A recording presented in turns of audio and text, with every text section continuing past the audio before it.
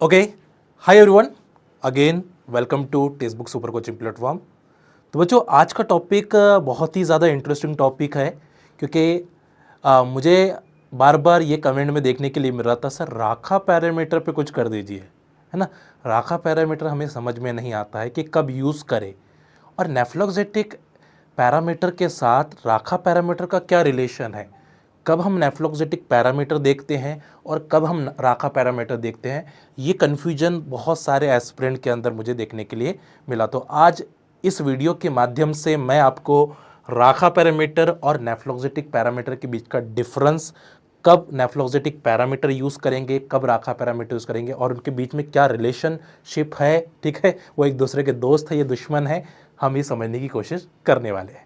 तो बहुत important concept होगा, तो लास्ट तक ज़रूर देखें, जिससे आपको बहुत ज़्यादा चीज़ें सीखने के लिए मिलेंगी, क्योंकि ऑर्गल डायग्राम के साथ राखा पैरामीटर और नेफ्लॉक्सेटिक पैरामीटर को दोनों को कंबाइन करके दे दिया जा रहा है, तो वो कन्फ्यूजन आपसे दूर हो जाएगा।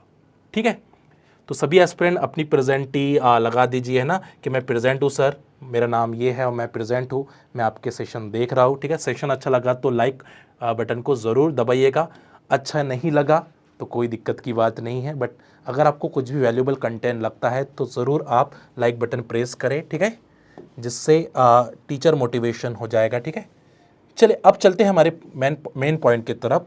तो मैंने कहा कि राखा पैरामीटर, थोड़ा सा मैं इसको डिफ्रेंशिएट कर देता हूं। ठीक है, यहां पे लिख देता हूं मैं राखा पैरामीटर।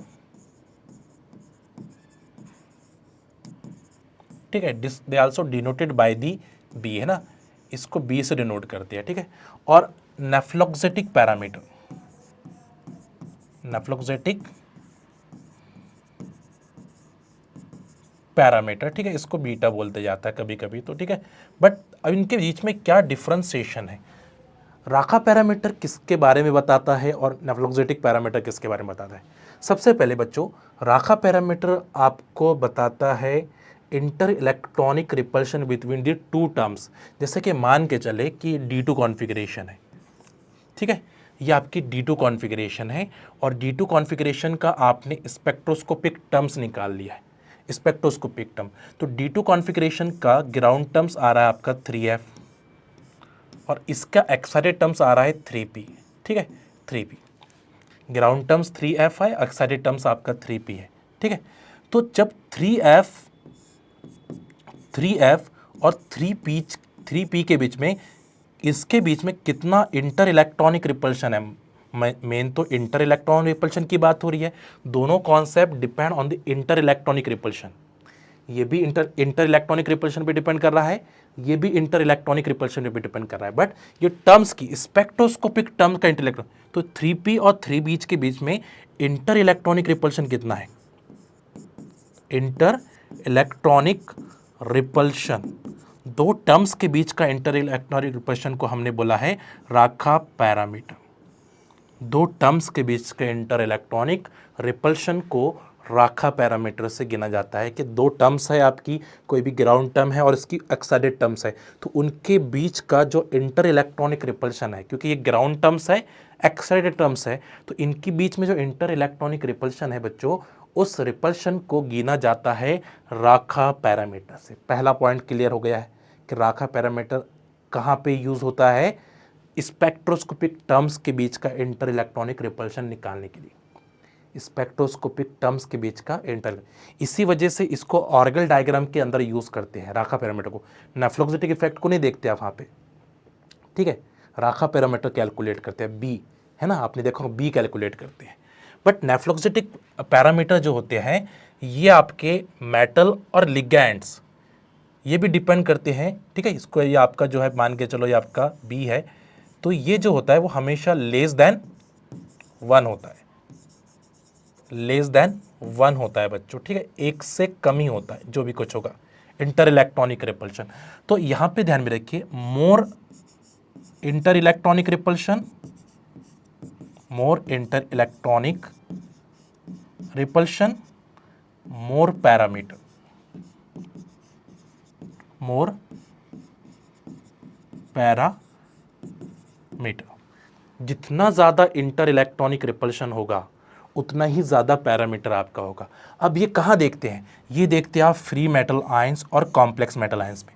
एक कोई फ्री मेटल है मान के चलो, ठीक है, फ्री मेटल आयंस है, और फ्री मेटल आयंस में क्या होते हैं, मोर इंटर इलेक्ट्रॉनिक रिपल्शन होता है, मोर इंटर इलेक्ट्रॉनिक रिपल्शन, क्योंकि एक ही मेटल है उसमें साइज कम है तो डिलोकलाइजेशन नहीं हो पा रहा है, तो मोर इंटर इलेक्ट्रॉनिक रिपल्शन यहाँ पे हो रहा है, तो इसको बोलेंगे मोर पैरामीटर है नेफ्लोक्सेटिक। और जब कॉम्प्लेक्स मेटल आयंस होते हैं, जैसे Ml6 है आपका, कोई ऑक्टेडल कॉम्प्लेक्स है, तो यहाँ पे डिलोकलाइजेशन ज़्यादा हो रहा है, तो यहाँ पे less inter electronic repulsion, electron और इलेक्ट्रॉन के बीच में रिपल्शन कम हो गया है, तो लेस इंटर इलेक्ट्रॉनिक रिपल्शन। तो फ्री मेटल आयंस और कॉम्प्लेक्स मेटल आयंस के बीच का इंटर इलेक्ट्रॉनिक रिपल्शन निकालने के लिए, फ्री मेटल आयंस और कॉम्प्लेक्स मेटल आयंस के इंटर इलेक्ट्रॉनिक रिपल्शन निकालने के लिए हम नेफ्लोक्सेटिक पैरामीटर को देखते हैं। जैसे कि फॉर एग्जांपल ये निकिल है, निकिल +2 है, इसकी रिएक्शन 6 फ्लोरीन के साथ हुई है, 6 फ्लोरीन के साथ हुई है, और इन्हें क्या बना दिया है, निकिल F6 4 नेगेटिव, है ना, 4 नेगेटिव, ये ऑक्टाहेड्रल कॉम्प्लेक्स बना है, ऑक्सीडेशन। तो यहाँ से यहाँ जाने पर कितना रिडक्शन हुआ है, रिडक्शन ऑफ इंटर, बिकॉज यहाँ पे मोर इंटर इलेक्ट्रॉनिक रिपल्शन हो रहा है, यहाँ पे लेस इंटर इलेक्ट्रॉनिक रिपल्शन हो रहा है, तो इसको बोलते हैं reduction of inter electronic repulsion, reduction of inter electronic repulsion, inter electronic repulsion. तो ध्यान में रखिएगा, जैसे जैसे लिगैंड की साइज बढ़ेंगी रिपल्शन कम होते जाएगा। जैसे कि मैं इसकी जगह पे मैं क्लोरीन ले लूँगा, ब्रोमीन ले लूँगा, तो रिपल्शन का क्या हो जाएगा, कम होते जाएगा रिपल्शन, ठीक है, रिपल्शन कम होते जाएगा, ठीक है। तो यहाँ से यहाँ जाने पर reduction of inter electronic repulsion कितना डिक्रीज हुआ है। बहुत ज़्यादा डिक्रीज करना है रिपल्शन को तो लार्जर साइज वाले लिगैंड आपको यूज़ करने पड़ेगी, ठीक है। कम रिपल्शन होना है, कम रिपल्शन यानी कम रिडक्शन करना है, यहाँ से यानी में कम 10% ही रिडक्शन करना है, तो फिर स्मॉलर साइज वाले लिगैंड यूज़ करोगे। और ज़्यादा रिडक्शन करना है आपको 20%, 30%, 40%, तो यहाँ से यानी में लार्जर साइज लिगैंड आप यूज़ करोगे। तो कॉन्सेप्ट इज वेरी सिंपल कि फ्री मेटल आयंस से कॉम्प्लेक्स मेटल आयंस पे जाने पर क्या हो जाता है, reduction of inter electronic repulsion हो जाता है, तो वहाँ पे हम नेफ्लोक्सेटिक पैरामीटर को देखते हैं। तो मोर रिपल्शन, मोर नेफ्लोक्सेटिक पैरामीटर, यानी कहने का मतलब है कि ये दोनों भी चीज़ें इंटर इलेक्ट्रॉनिक रिपल्शन से ही लिंक है, ये दोनों चीज़ें इंटर इलेक्ट्रॉनिक रिपल्शन। बट राखा पैरामीटर में हम टर्म्स के बीच के इंटर इलेक्ट्रॉनिक रिपल्शन को देखते हैं, और नेफ्लोक्सेटिक के अंदर हम फ्री मेटल आयंस और कॉम्प्लेक्स मेटल आयंस के बीच के इंटर इलेक्ट्रॉनिक रिपल्शन को देखते हैं। ये दो चीज़ें बहुत ज़्यादा इंपॉर्टेंट है। तो मैं उम्मीद करता हूँ कि ये दो चीज़ें आपके दिमाग में क्लियर हो गई होगी, है ना, ये दो चीज़ें क्लियर हो गई कि कब राखा पैरामीटर यूज़ करते हैं, कब राखा पैरामीटर निकालते हैं, जब टर्म्स के इंटर, कोई भी टर्म्स हो सकती है, मैंने ये एग्जांपल लिया है आपको D2 का, आप D3 लो, D4 लो, कोई भी ले सकते हैं आप, ठीक है। तो लोवेस्ट से हाईएस्ट एनर्जी, है ना, लोवेस्ट ग्राउंड टर्म्स से जो फर्स्ट एक्सेलरेटेड टर्म्स है उनके बीच का इंटर इलेक्ट्रॉनिक रिपल्शन निकालता है आपका राखा पैरामीटर। तो अगर किसी ने आपको पूछ लिया अब इंटरव्यू के अंदर, तो आप आंसर ज़रूर करोगे, मैं उम्मीद करता हूँ कि आंसर ज़रूर करोगे। नेफ्लोक्सेटिक पैरामीटर कब यूज़ करते हैं और राखा पैरामीटर कब यूज़ करते हैं। तो ये मुझे सिर्फ ये दो चीज़ की डिफ्रेंसिएशन करना था, ठीक है। नेक्स्ट सेशन में इसका कैलकुलेशन लेंगे, अभी तो कैलकुलेशन नहीं लेंगे क्योंकि कैलकुलेशन एक डिफरेंट चीज़ है ना, क्योंकि ना तो मिक्स कर दोगे आप दोनों को, इसलिए मैं कैलकुलेशन अभी नहीं ले रहा हूँ। सिर्फ मुझे डिफरेंस बताना था कि इन दोनों के बीच में डिफरेंस क्या है, क्योंकि बहुत सारे एस्पिरेंट कंफ्यूज हो जाते हैं कि सर राखा पैरामीटर, जब ऑर्गल डायग्राम में हम लिखते हैं एनर्जी वर्सेस बी, तो एनर्जी वर्सेस राखा पैरामीटर लिखा जाता है, ठीक है। और जब फ्री मेटल और कॉम्प्लेक्स मेटल आयंस में जो लिखते हैं बी और बीटा आप, वो क्या होते हैं, नेफ्लोक्सेटिक इफेक्ट और पैरामीटर्स वाले होते हैं। तो ये समझने की बात है, बहुत इंपॉर्टेंट कॉन्सेप्ट है, बट ये इंटरव्यूज़ वगैरह में आपको बहुत ज़्यादा काम में आएगा जब आप इंटरव्यू दोगे तो, ठीक है। तो उम्मीद करता हूँ कि ये सेशन कुछ ना कुछ आपकी लाइफ के अंदर चेंजेस लाएगा या आपके कॉन्सेप्ट में चेंजेस लाएगा।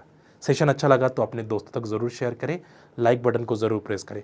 और जो एस्पिरेंट दिसंबर के लिए प्रिपेयर कर रहे हैं, जो यहाँ पे सपोर्ट टीम करके दिया गया है ना कोर्स इंक्वायरी, तो वो दिसंबर कोर्स के लिए इंक्वायरी कर सकते हैं। रजिस्ट्रेशन स्टार्ट है, अभी कॉल करके आप रजिस्ट्रेशन ज़रूर करिए, क्योंकि जिससे आपका प्रॉपर रजिस्ट्रेशन हो और क्वालिटी ऑफ कंटेंट आपको सही टाइम पर मिल पाए, ठीक है। Thank you so much, happy learning.